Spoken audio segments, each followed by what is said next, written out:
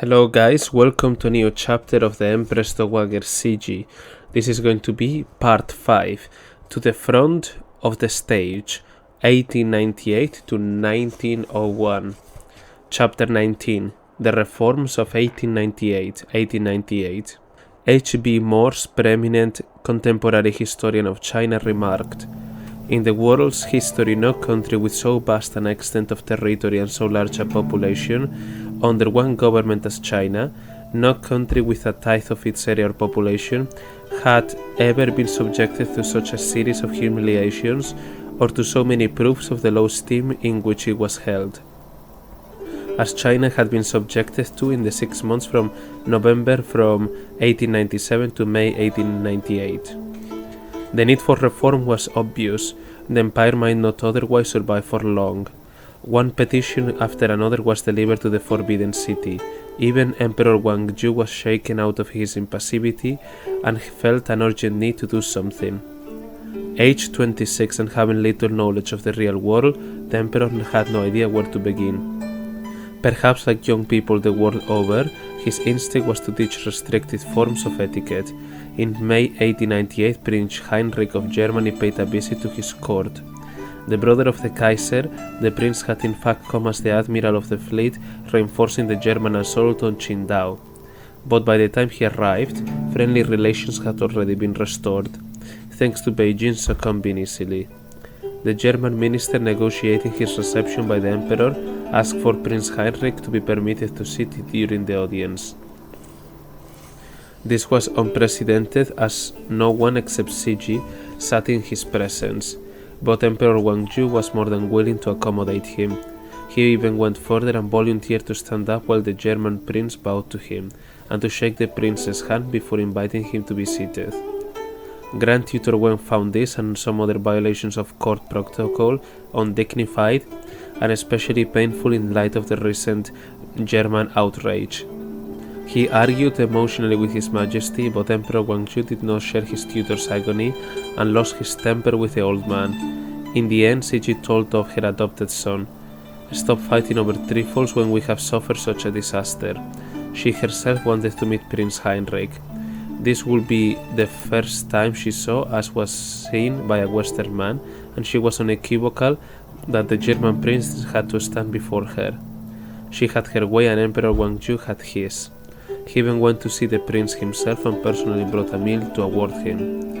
When the prince announced that he was presenting Emperor Guangzhou with a medal on behalf of his royal brother, Guangzhou went to extraordinary lengths to have one made for the Kaiser in return. The young monarch was fascinated by medals, just as he had fallen for European watches and clocks. He spent an inordinate amount of effort supervising the medal for the Kaiser, tirelessly discussing the color, the size, jewels, the craftsmanship, and other innumerable minute details with the Foreign Office and the project manager. The color, gold, royal yellow, or golden red, was the subject of many a conference and of much fretting. Then there was the question of what sort of pearl would be set on the medal. The emperor wanted a large one, and was disappointed that it would not fit. When he agreed to a smaller size, it turned out that no pearl of that size was of the finest quality. More discussions ensued before the right pearl and other designs were settled. The emperor himself took to wearing the medals given to him by foreign monarchs, and on a whim awarded one each to Earl Li and Sir Yinghuan. Although the earl was in disgrace and both were being bombarded with accusations of taking bribes, the emperor had seen medals being worn by Western diplomats. While His Majesty's reformist initiatives extended no further, the grandees were at a total loss. When he asked them what to do, according to Grand Tutor Wang, Prince Gong was silent and then said it must start with administration. I said quite a few words, but the other Grand Councillors were all silent. Prince Gong soon died on May 29, 1898. On his deathbed, he had nothing but tears for the shattered empire. With the survival of his dynasty at stake, Emperor Guangzhou turned to Cixi. Sir Yinghuan, who was very close to the emperor at the time, observed and told the Japanese, "The roller coaster of events in the past few years has shaken the emperor very much and made him understand the need to reform. The Empress Dowager always likes reformers, so given that the Emperor has changed and has come round to the idea of reform, he is becoming closer to the Empress Dowager, and this inevitably increases her power. Emperor Guangzhou now positively sought Cixi's guidance, and she responded with affectionate enthusiasm. His office forwarded proposals about reforms to her, and she studied them looking for ideas. Residing in the Forbidden City, he would travel in a sedan chair for 3 hours each way to the Summer Palace every few days to consult her, and from time to time she would visit him to the Forbidden City. Altogether, they spent more than 2/3 of their time together when they would discuss state affairs. He was the pupil and she was the teacher. It was after one such trip by the Emperor to the Summer Palace that, upon returning to the Forbidden City, he announced a decree from Cixi to the Grand Council. Grand Tutor Wang recorded the moment in his diary entry of June 11th of 1898. Today His Majesty relays a decree from the Empress Dowager, Sang Feng Chi-yu. What censor Jiang Zhengzhu and learning companion Su Xijin said in the past few days is absolutely right. The fundamental policy of our state has not been made clear to all. From now on, we should comprehensively adopt Western ways, make an unequivocal and unambiguous public announcement, etc. The Empress Dowager is utterly determined. I ventured my views to His Majesty that of course Western ways should be adopted, but it is important not to abandon our own sages' teachings in ethics and philosophy. Then I withdrew and drafted the Imperial Edict. The subsequent edict, the announcement of the fundamental policy of the state, drafted by Grand Tutor Wang according to Cixi's instructions, relayed by Emperor Guangzhou and issued on that day, launched a historical movement, the reforms of 1898. History books celebrate it as a milestone in Chinese history, but invariably credit it to Emperor Guangzhou and condemn Cixi as an ultra-conservative opponent. The plain fact is that it was she that initiated these reforms. Drafting the announcement was Grand Tutor Wang's last political act. Within days he was dismissed from the court by his pupil Emperor Guangzhou. Breaking with the old man came at a considerable personal cost to the emperor, as the Grand Tutor had been a father figure to him since his childhood. Indeed, he had been closer to the tutor than to anyone else. The young monarch had relied on the older man for advice in all matters, especially during the war with Japan. After that disaster, as misfortune begot misfortune, the tutor's luster dulled in his pupil's eyes. Then the relationship became intolerable as the emperor opted for reform while Wang stunk in the past. There had been many emotional disagreements. It was all too obvious that in a reformist court there was no place for the Grand Tutor, even though he was an outstanding scholar and calligrapher and was upright and loyal. Emperor Guangzhou wrote in his hand in crimson ink an edict ordering Wang to retire to his home. The old tutor was devastated and was heartbroken when the emperor refused to see him to say goodbye. Wang hurried to a gate inside the Forbidden City, which he had heard the emperor was about to pass through in the hope of catching a glimpse of him. When the young man's sedan chair went by, the elderly tutor prostrated himself, touching his forehead on the stone pavement. He later wrote, "His Majesty turned around and gazed at me without a word. I felt as if I was in a nightmare." The decision undoubtedly had Cixi's approval. She had tried to reduce the emperor's dependency on Wang in state policy, but had to treat gingerly, mindful of their intimacy. Now she could not feel anything but relief, but she remained solicitous towards Wang. The day after the dismissal happened to be the occasion when the Empress Dowager routinely bestowed her summer gifts on the Grand Councilors. Wang declined his, saying to the eunuch bearing the special silk that he was no longer a Grand Councilor. Through the eunuch, Cixi insisted, and he finally accepted it without writing a letter of thanks. His former colleagues thanked her on his behalf. For the first time in their lives, Cixi and her adopted son collaborated remarkably well. From the palaces came a cascade of reformist decrees. Although issued in the emperor's name, and all the decrees had Cixi's endorsement. They were based on proposals from officials throughout China. Top of the list for change was the educational system, which was central to producing the ruling elite. By focusing narrowly on esoteric Confucian classics, it left them ill-equipped for the modern age, as well as ensuring that more than 99% of the population remained illiterate. As the astute American missionary W.A.P. Martin remarked, The future of China depends on its reforms. As the system was the foundation of the state, its replacement by a Western one was nothing short of a seismic shift. As a first step, the most arcane subjects in the imperial examinations were abolished, to be substituted the following year by tests in current affairs and economics. Emperor Guangzhou edited the edict by his own hand, showing how keenly he felt about it. Western-style primary and secondary schools and universities, which taught Western-style natural and social sciences, were to be established across China. Their sites, funding, staff, and teaching materials were carefully considered and planned. Beijing University was founded to lead the way. Many of the projects either took up or developed Cixi's earlier modernizing efforts. This included sending students abroad to study. It was announced that their majesties were going to take the train to Tianjin in the autumn to inspect the army, which had been receiving modern training. This was a symbolic gesture intended to demonstrate the importance they placed on railways and up-to-date defense.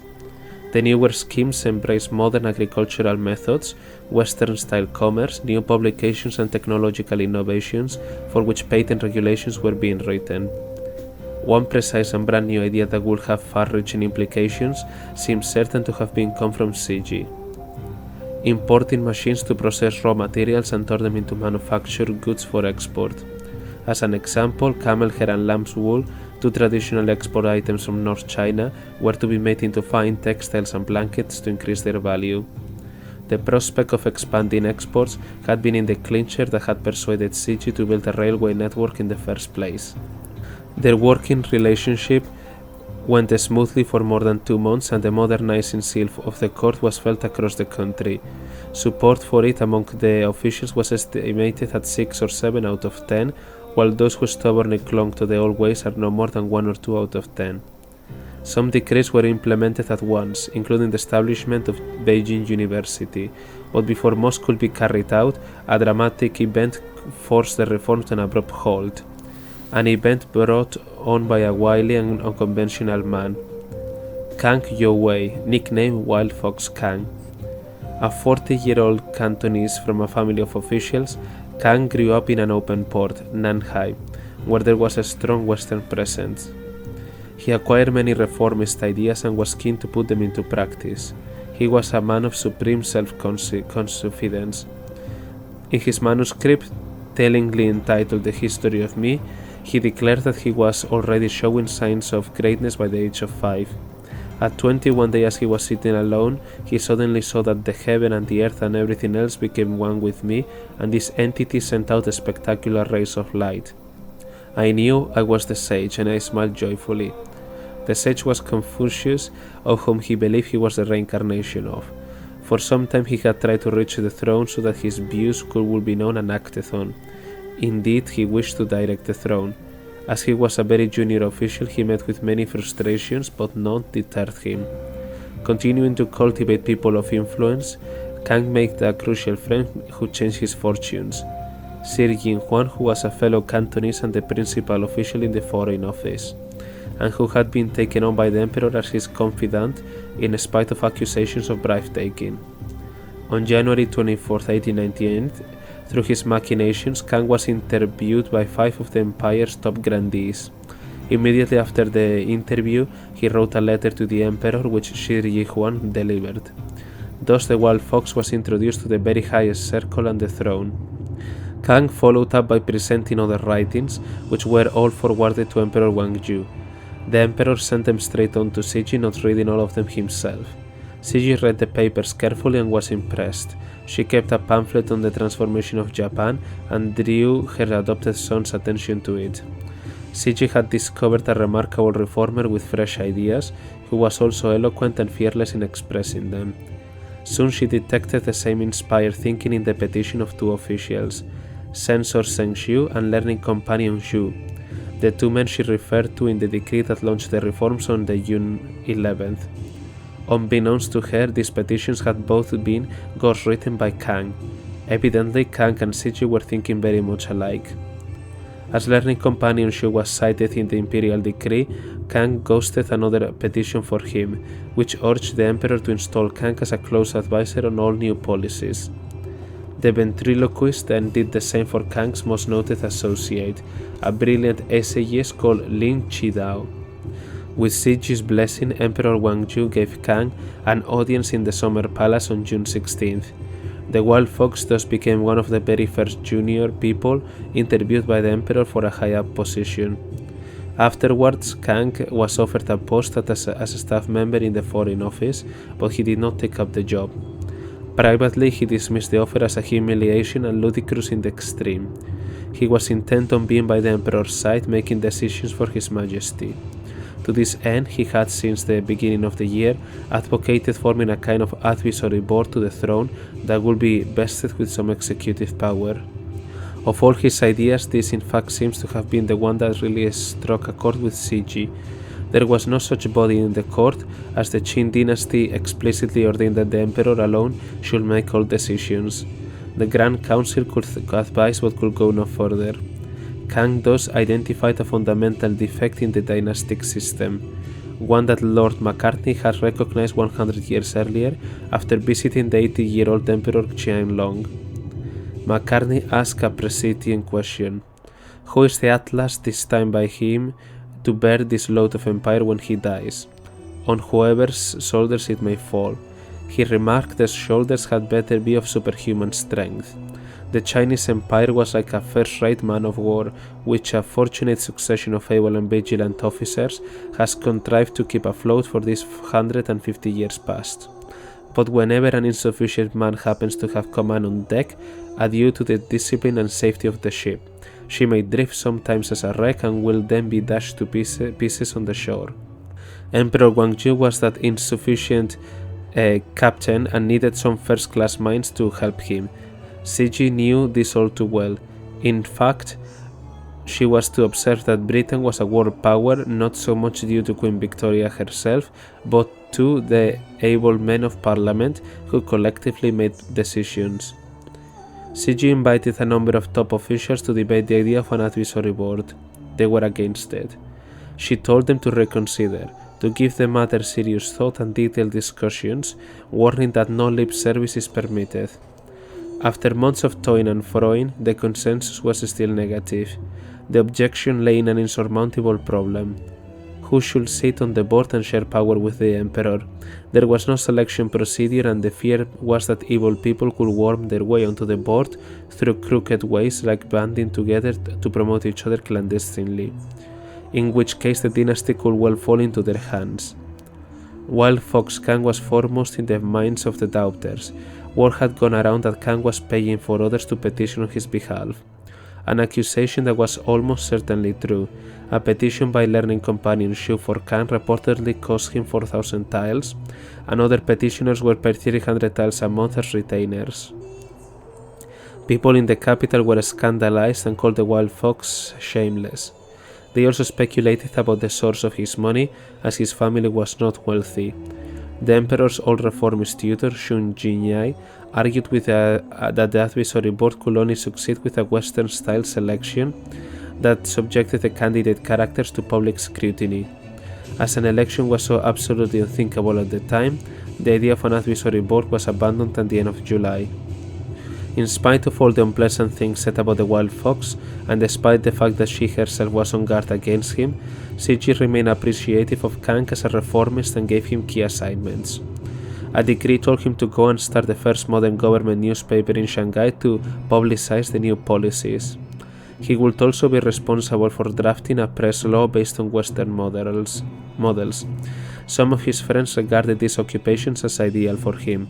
It was very much Cixi's style to send a disaffected man out of the capital to where he could not cause any harm, but they still let him play a role, even an important one. She believed in creating as few enemies as possible, but Kang declined to leave. Nothing less than the throne would satisfy him. His right-hand man Liang was also not content with his assignment, which was to supervise new textbooks for the whole empire. Even though it was an extraordinary promotion, given that he had never held any official post. Kang lingered in Beijing and was with Liang's assistance plotting his next move. He stayed with Sir Jin Huan, who was the key man in his plotting. the closest man to the emperor since the departure of Grand Tutor Wang, Sir Jinhuan, was able to tell Kang a great deal about his majesty. The young monarch was fragile and weak. His nerves had been overstretched by his relentless workload, made worse by his obsessive habit of correcting the wrong characters and bad grammar in the innumerable reports that passed over his desk. Sir Yihuan was also aware of the emperor's latent bitterness against his Papa Dearest. In addition to past animosities, in 1896 Cixi had initiated the Russo-Chinese secret treaty in the aftermath of the war with Japan, when Emperor Guangzhou could not hold his head up in the court. She had made all the decisions with no one even bothering to go through the motion of referring matters to him. This event had made the young man not only resent Cixi but also hate Russia, quite unlike his feelings of indifference towards Germany or any other power. The Wild Fox was thus able to work on the emperor by pressing on these vulnerable spots in writings that were delivered to the monarch by Sir Yihuan clandestinely, bypassing the Grand Council and Cixi. In one pamphlet on the destruction of Poland, Russia was cast as the bogeyman, the country of bloodthirsty beasts which makes it its business to swallow up other countries. Liberally stretching Polish history to produce a parable, Kang wrote that Poland had a wise and able king determined to carry out reforms, but his reforms were obstructed by aristocrats and high officials, and so he missed a propitious moment to make the country strong. Then the Wild Fox claimed, Russian troops arrived and the country perished in less than 7 years. The king himself went through the most cruel and most atrocious fate rarely encountered in history. Klang declared that China was about to become another Poland as a result of the grandees blocking the advisory board, and that Russian troops will come once the Siberian Railway is completed in a few years. The Wild Fox reference to the Siberian Railway, a key part of the secret treaty, was designed to cause maximum upset to Emperor Guangzhou. This ominous and alarming fable was in the hands of the emperor just after August 13, his 27th birthday. He read it deep into the night, drops from the red candle seeping into the pages. His already poor sleep became even more disturbed and his brittle nerves snapped. As his medical records show, doctors started visiting him almost daily from the 19th. In his condition, between sobs he ordered 2,000 tiles of silver delivered to Kang as a token of his appreciation. Kang wrote a thank you letter on the 29th, which was no ordinary missive of gratitude. Secretly handed to the emperor, it was exceptionally long. It retold the Polish horror story and emphasized that the only way to avoid the fate was to install the advisory board at once. It also heaped flattery on Emperor Guangzhou that went far beyond the norm. It described the emperor as the wisest ever in history, with penetrating eyes sending off rays like the sun and the moon. All that His Majesty needed to do was to rectify that and he would achieve greatness. Nobody had ever said such things to Emperor Guangzhou. The court had its formula of flooring praise for the throne, but did not encourage extravagant compliments. A good emperor was supposed to embrace criticism and steer clear of flatterness. Moreover, Emperor Guangzhou had always been made to feel inadequate, especially in comparison with his Papa Dearest. Suddenly he found someone who appeared fully to appreciate him. The impact of Kang's flattery on the insecure young man cannot be exaggerated. It hugely boosted his self-esteem. His sense of guilt since the war with Japan was expunged, and the inferiority complex was much as such. Nothing, after all, had been his fault. The old officials were the ones to blame. What was more, with Kang by his side, there was no limit to what he could achieve. It was thus that Emperor Guangzhou fell under the spell of the Wild Fox, whom he had only met once. He immediately ordered all Kang's petitions to be collected into booklets for his personal study and named the collection the Petitions of the Hero. As well as the long, flattering letter, Kang wrote separately urging the emperor to dismiss his old officials and make new appointments. The emperor was so fired up that he instantly put pen to paper and sacked a host of officials, closing down a large number of offices. The decree did it in his own hand, each to get rid of the whole lot. It appears not to have occurred to the emperor that, although many of these officials may have been incompetent, they were lowly clerks and administrators merely carrying out orders given by him. When Cixi received the abolition edict before it was issued, she was alarmed. To accommodate her adopted son, however, she only restored a few crucial offices, such as the one in charge of shipping grain from South China to the north, and otherwise let it pass. To his face, she forcefully objected to the wholesale dismissals, telling him it could lead to the loss of goodwill and support for the reforms, and could even cost him his throne. Indeed, as the edicts suddenly deprives thousands of officials of their livelihood in the capital alone, administrators throughout the empire looked on appalled and fearful. Knowing Cixi's disapproval, the emperor issued further edicts without showing them to her first, thus breaking the code of their working relationship. On September 4, after Cixi had just left the Forbidden City for the Summer Palace, he sacked the minister and 5 other top officials from the Ministry of Rights in one wrathful crimson ink edict. His anger seemed disproportionate to the offense that the ministry had delayed passing on to him a proposal from a clerk named Wang Xiao, but the clerk was a friend of Kang. The emperor promoted him. He also appointed a new minister, another one of Kang's friends, who had risen to the throne in praise of the wild fox. The new vice ministers included yet more of Kang's friends, such as learning companion Shu. Emperor Guangzhou intended this to be the model for other ministries and offices. The next day he made 4 low-ranking men secretaries in the Grand Council, and 2 of them were also Kang's friends, each of whom he had met for no more than a few moments. But he regarded them and other such appointees as bright and brave men, in contrast to all those stupid and useless old officials. Cixi was only sent the emperor's edicts for information after they were made public. When she next saw her adopted son, she told him that the sackings in the Ministry of Rights were unreasonable, and she refused to endorse some new appointees, including learning companion Shu, whom she knew to be a member of the Wild Fox clique. She then quietly made arrangements to ensure that edicts drafted by the new secretaries were shown to her first. Otherwise, she did nothing regarding Guangzhou's actions. Now that the Emperor Guangzhou had established the precedent of firing and hiding on his own, the Wild Fox organized his cronies in a concerted petition campaign calling on the Emperor to establish the advisory board, which he would lead.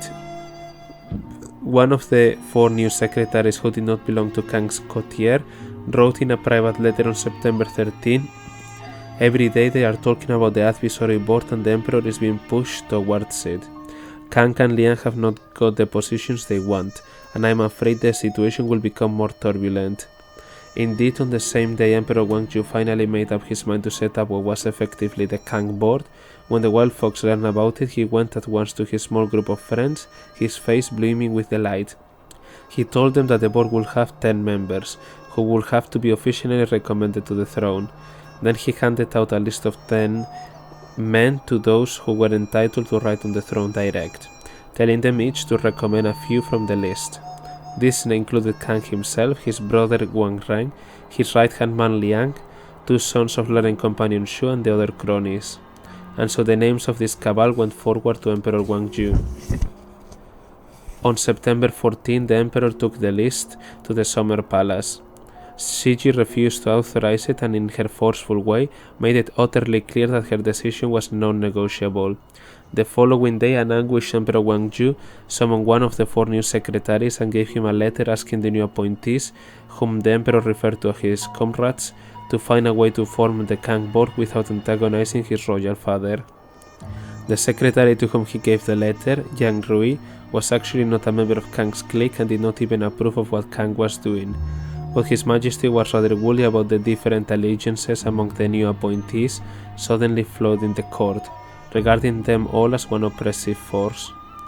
The Wild Fox learned the contents of the letter and may have read it. The next thing he saw was a public edict from Emperor Guangzhou making an oddly personal plea for Kang to leave Beijing and go to Shanghai to take up his newspaper post. Thus the Wild Fox knew that his leap to the top had been blocked by the Empress Dowager. Cixi had never stood in the way of Kang's reformist policies, and she indeed agreed with them. She had actually been the first to appreciate Kang's talents and promote him, but she refused to hand over power to him.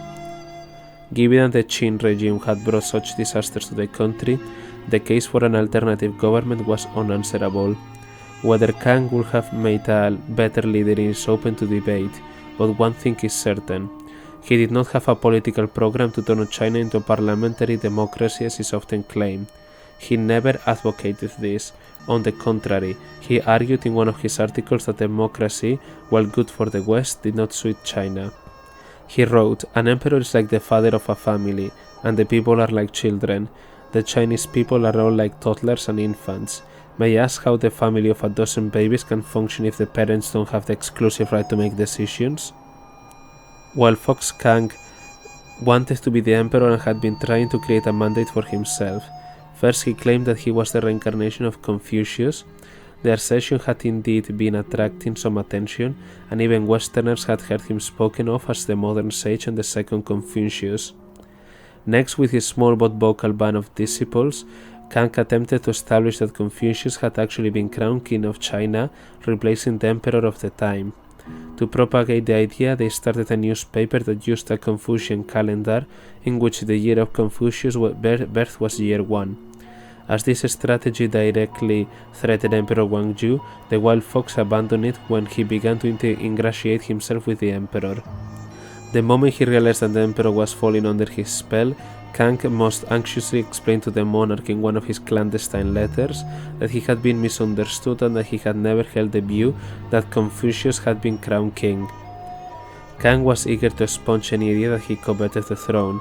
With Emperor Guangzhou seduced, Kang could fulfill his dream by first becoming the puppeteer behind the throne. This route was now blocked by Cixi with an will of iron, and the only way for the wild fox to achieve his goal was to remove her by force.